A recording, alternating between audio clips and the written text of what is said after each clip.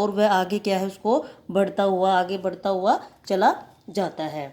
उसके बाद क्या है बेटा इसके अंदर, फिर वो क्या कहते हैं कि एक बार जब एक विजय बहादुर नाम के एक व्यक्ति थे, उसके दो बेटे थे, ठीक है, वो चुन्नू और मुन्नू थे। उनको वो क्या है खिलौने खरीद कर घर में क्या है उन्होंने देखा कि अत्यन वो क्या कर रहे थे, उछल कूद कर रहे थे, घूम फिर रहे थे। तथा उसकी क्या है पत्नी थी जो रोहिणी थी, वो बच्चों को क्या है पास सस्ते सुंदर खिलौने देख कर क्या है आश्चर्यचकित रहती है कि भी इतने सस्ते खिलौने किसने दे दिए तुम्हें। फिर वो कहते हैं कि इतने सस्ते खिलौने आखिर उसने दिए क्यों हैं। तो वो वजह क्या थी कि उसने इतने सस्ते खिलौने दिए उनको बच्चों को। तो परंतु फिर वह क्या अधिक विचार करने पर विचार न करते हुए क्या है उसे तुरंत अपने काम में वो लग जाती है। फिर वो क्या कहते हैं वह हर 6 महीने बाद ही क्या था वह नगर में मुरली बेचने आया। जिस बेटा जिसने वो खिलौने बेचे थे वो 6 महीने के बाद फिर वो आता है वापस वहीं पर। और अब के वो क्या बेच रहा था, मुरली बेच रहा था। मुरली बेचने की कला में निपुण था।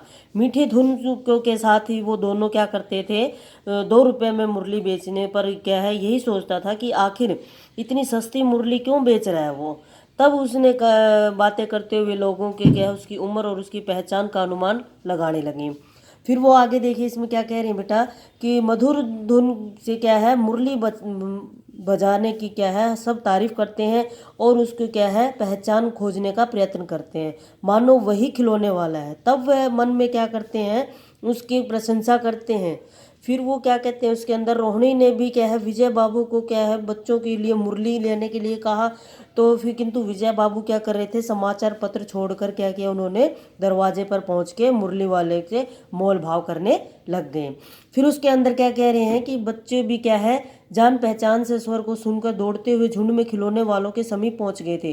किसी को टोपी गिरी पड़ी तो किसी का जूता निकल गया, किसी का पजामा ढीला हो गया तो किसी के क्या हो गए थे मुरली क्या है उनका उत्साह देखकर मनोभाव होके बोलने लगे थे कि सभी को मिलेगी मुरली, आप इतने मतलब ऊपर नीचे मत होइए, मुरली सबको दी जाएगी। फिर वो कहते हैं वह सबको मुरली देने लग गया था। तो फिर उसके मुरली का दाम जानकर क्या है मन ही मन प्रसन्न हो गए। कौन हो गए थे, विजय बाबू। लेकिन एक संतुष्ट ग्राहक की भांति बातें बनाते हुए कहा कि सभी को इसी के दाम में ही देते हो, फिर पैसे कम करने का एहसान मुझ पर क्यों करते हो। फिर वो कहते हैं कि विजय बाबू की क्या है एहसान वाली बात सुनकर मुरली बाबू जो थे वो जो मुरली बेचने वाला था वो हैरान हो जाता है कि दुकानदार भले ही कितने कीमत को कम कर दे, हर हानि उठाने की चीज़ों को क्यों ना बेचे, परंतु ग्राहक को यही लगता है कि दुकानदार उसे लूट रहा है। परंतु फिर भी वह मुरली था बेचने में व्यस्त हो गया था और बच्चों को मुरली देता हुआ क्या है फिर वो आगे बढ़ता चला गया।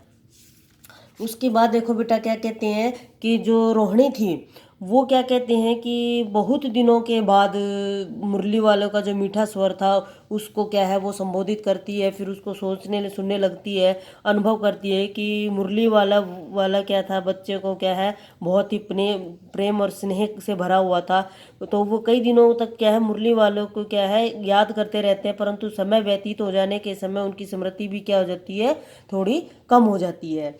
फिर वो कहते हैं कि जो वो थी 8 माह के बाद फिर वो मुरली वाला जो था वो मिठाई लेकर आता है, मिठाई के स्वर बेचता है। तो रोहिणी को लगा कि वह स्वर क्या स्वर जाना पहचाना है कि ये वही जो है पहले उसने क्या थी मुरली बेची थी, फिर उसने अब मिठाई बेच रहा है और उसने फिर खिलौने भी बेचे हैं, ये वही व्यक्ति जान पड़ता है। तब वह दादी माँ की से क्या है बच्चों के लिए मिठाई लेने की बात कहती है। तो दादी माँ क्या है मिठाई वाले को बुलाकर मोल भाव करती है।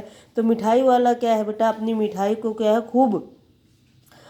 खूबियाँ बताकर क्या कहता है दादी माँ को क्या है आकर्षित करने का प्रयास करने लगता है।